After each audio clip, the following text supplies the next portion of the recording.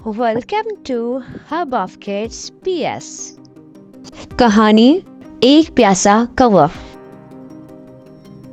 एक दफा का जिक्र है कि एक कौवा बहुत प्यासा था और गर्मी के दिन थे। शदीद धूप की वजह से उसे बहुत ज़्यादा प्यास महसूस होती है। वो पानी की तलाश में इधर उधर मारा मारा फिरता है।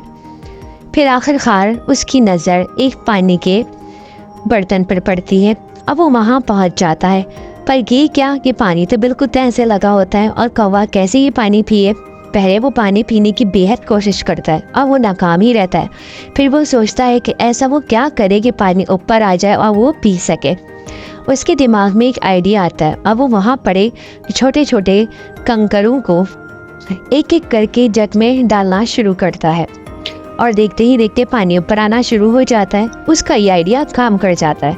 अब वो उन कंकरों की मदद से अपना मकसद हासिल कर लेता है और पानी पी लेता है। तो प्यारे बच्चों, इस कहानी से जो हमें सबक मिलता है वो ये है कि हमें कभी भी अपने मकसद को हासिल करने के लिए पीछे नहीं हटना चाहिए। हमें मेहनत हर हाल में करनी चाहिए। जब हम मुसलसल मेहनत करते हैं तो हमें कामयाबी भी हासिल हो ही जाती है, चाहे उसमें थोड़ा वक्त ज़्यादा लग जाए। लेकिन हमें अपना मकसद अगर पाना है तो हमें मेहनत भी करनी है और मेहनत के लिए हमें कोशिश करनी है। जब हम कोशिश करते हैं तो हमारे रास्ते आहिस्ता आहिस्ता आसान हो जाते हैं, जिस तरह इस कौवे के साथ हुआ। Thanks for watching. कहानी पसंद आई हो तो मेरे चैनल को लाइक करें, सब्सक्राइब करें और वीडियो को ज़्यादा से ज़्यादा शेयर करें। अल्लाह हाफिज़ प्यारे बच्चों।